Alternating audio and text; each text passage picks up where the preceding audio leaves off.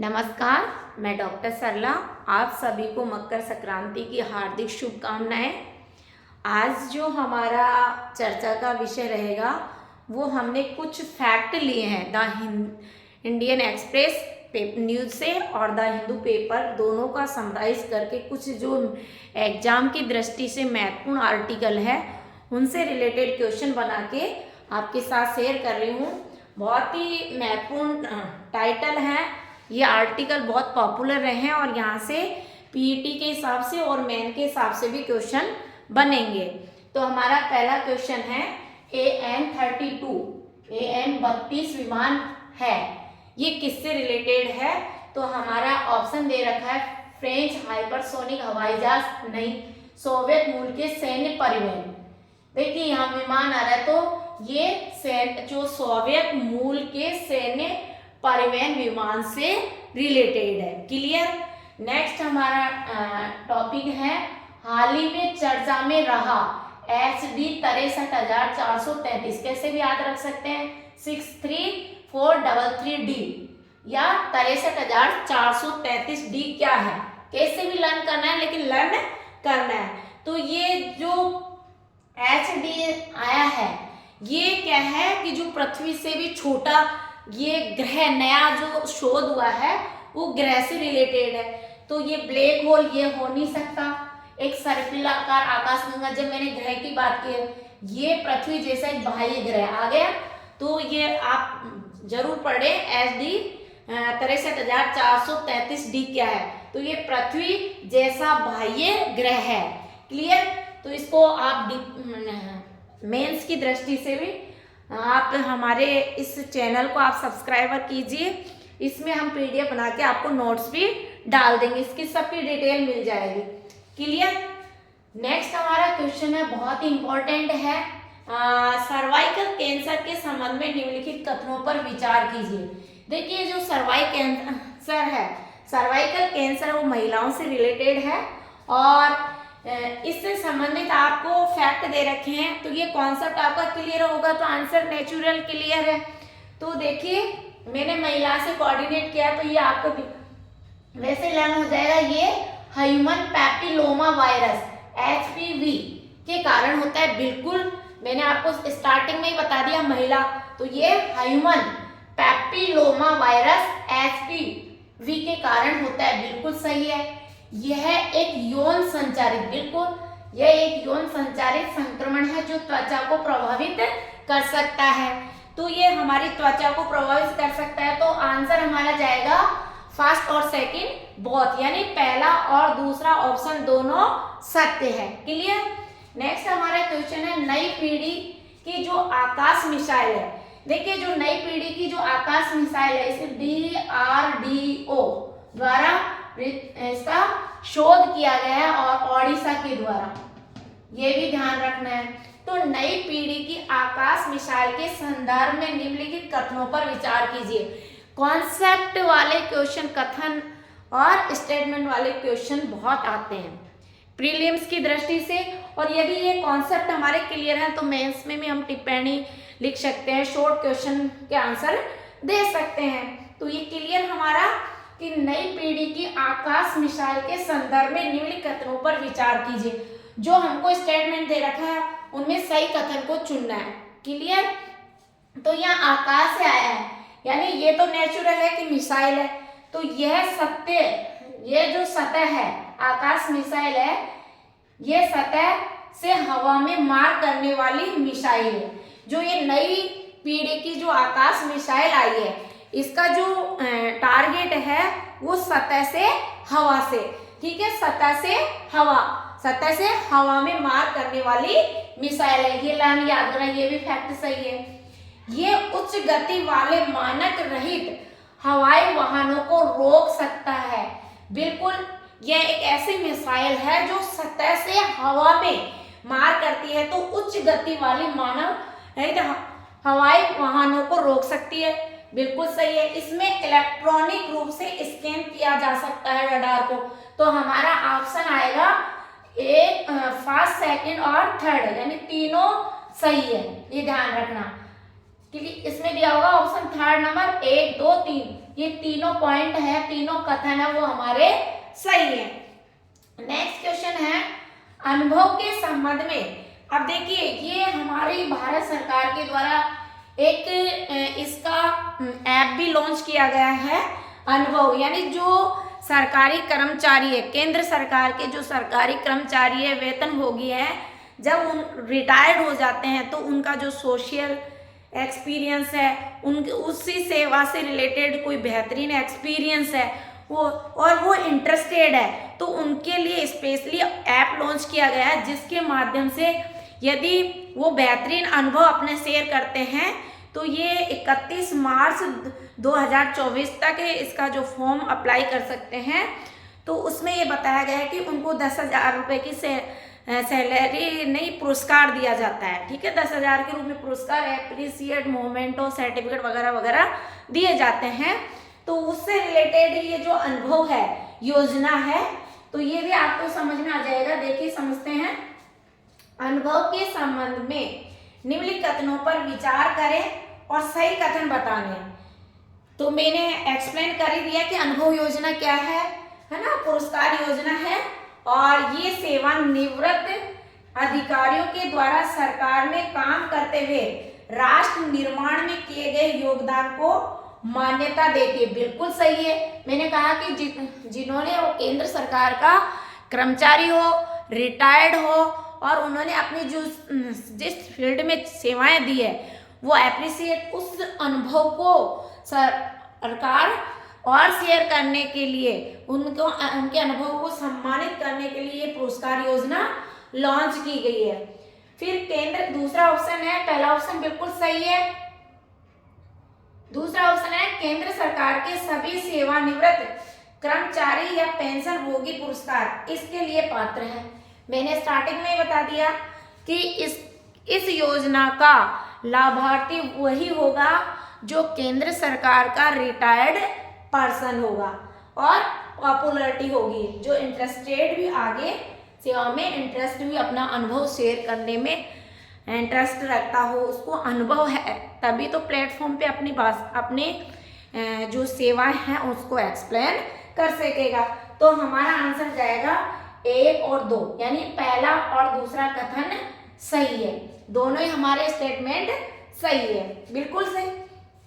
Next हमारा question है, बहुत ही महत्वपूर्ण है ये भी। वर्तमान में कौन सी भाषा को शास्त्रीय भाषा का दर्जा को लेकर, यानी हमारे पश्चिम बंगाल की मुख्यमंत्री ममता बनर्जी ने डिमांड रखी है कि जो बंगाली भाषा है, इसका आंसर आएगा बंगाली, और बंगाली भाषा को शास्त्रीय भाषा का दर्जा देने के लिए वह बहुत स्ट्रगल कर रही है। तो इसलिए किस भाषा को लेकर चर्चा, बंगाली भाषा को, और वर्तमान समय में 6 भाषाएं जिनको शास्त्रीय दर्जा मिला हुआ है वर्तमान में। अगर बंगाली को मिल जाता है, बंगाली को, तो कितनी हो जाएगी शास्त्रीय भाषा है 7, लेकिन वर्तमान में कितनी है चाहिए, कौन कौन सी है? नंबर 1 कन्नड़, तेलुगु, तमिल, मलयालम, संस्कृत और ओडिया। हो गई 6 भाषाएं।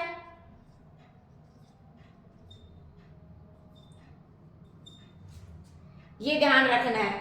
अब देखिए ये 6 भाषाएं वर्तमान में शास्त्रीय भाषा का दर्जा मिला हुआ है इन 6 भाषाओं को, लेकिन अभी चर्चा में चल रही है पश्चिम बंगाल की ममता बनर्जी चीफ मिनिस्टर, जिन्होंने कहा कि हमारी बंगाली भाषा भी जो पूरे देश में दूसरे नंबर पर बोली जाती है, तो इसको भी शास्त्रीय भाषा का दर्जा दिया जाना चाहिए। और एक और आर्टिकल है, 7 क्वेश्चन देख लेते हैं, बहुत ही इम्पोर्टेंट क्वेश्चन भी है, बहुत अच्छा आर्टिकल है, और मेंस की दृष्टि से RS मेंस में 100% आएगा ये, और जीके के ऑल कॉम्पिटिटिव एग्जाम के मैंने शॉर्ट नोट्स दिए हैं आपको, तो चाहे SSC 2, CGL 2, है ना, कोई से भी कंपटीशन दोगे इंडिया लेवल का करंट का सारा मैटर है आज की डेट का। तो एक और आर्टिकल देखते हैं कि कृष्णा राजा सागर बांध, कृष्णा राजा सागर बांध। सीधा सीधा पूछा जा सकता है कृष्णा राजा सागर बांध कहां पर है, तो कर्नाटक राज्य के अड़ियार जिले में। एक तो ये क्वेश्चन बहुत ही पॉपुलर है। दूसरा ये पूछा जा सकता है किस नदी पर है, ये भी आपको ध्यान रखना है। और नदी के साथ साथ आपको ये चीज भी ध्यान रखना है कि ये पॉपुलर क्यों हुआ। अब देखिए ये पॉपुलर होने का कारण भी देखिए, ये कर्नाटक स्टेट है और ये तमिलनाडु है। अब यहाँ पे आपको ये ध्यान रखना है हेमावती और लक्ष्मण ये दोनों नदियां, ठीक है, का संगम होता है, ये भी है।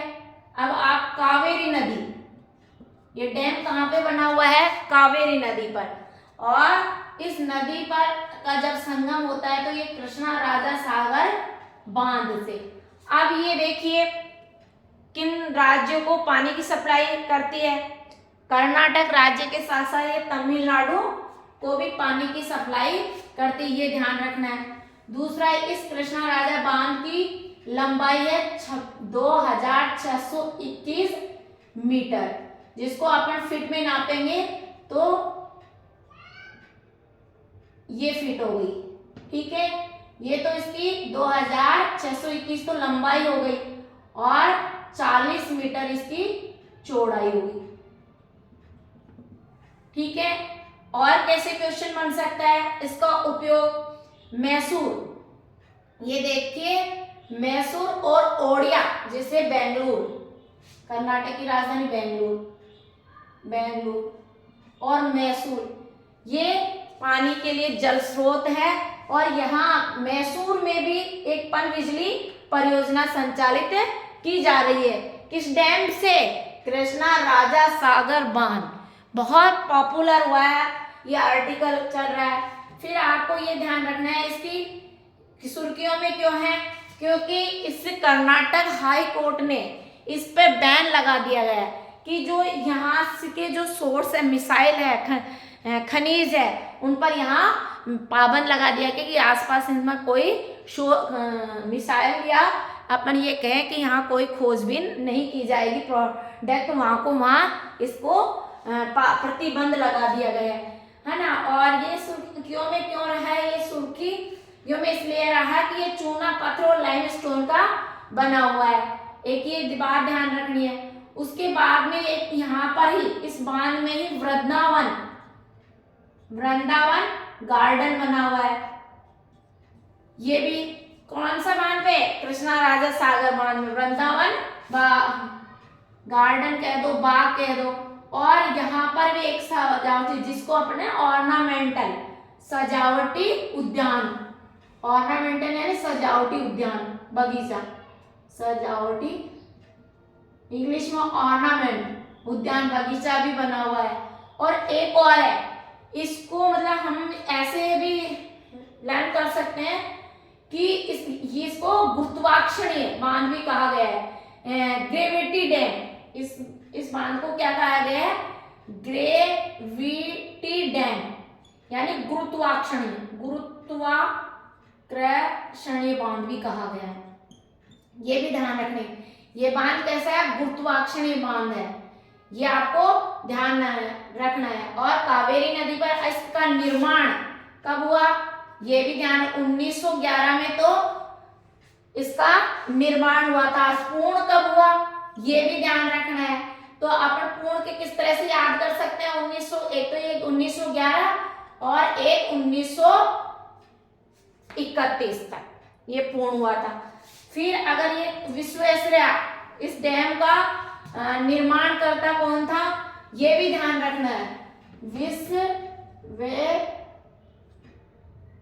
विश्वेश्वरैया इस बांध का जो स्ट्रक्चर करवाया था, इसका ढांचा तैयार किया था, वो एम विश्वेश्वरैया ने। और इसका जो सौंदर्यीकरण किया, ये भी ध्यान रखना है, इसका जो सौंदर्यीकरण, ये महत्वपूर्ण क्वेश्चन है। विश्वेश्वरैया और इस्माइल, सौंदर्यीकरण किसने किया था? करण इस्माइल ने, ये ध्यान रखना है। सौंदर्यीकरण आपने मिर्जा इस्माइल ने किया था, इसका सौंदर्यीकरण मिर्जा इस्माइल। ये फैक्ट याद रखने हैं। एम विश्वेश्वरैया ने तो इसका इंजीनियर था, जिसने इसको क्या किया, फॉर्मेट किया, मतलब इसके बनाया, और इसका सौंदर्यीकरण बनाया, मानव कहते हैं डिजाइन, इसने डिजाइन किसने दिया? एम विश्वेश्वरैया ने। इसको किस बांध को?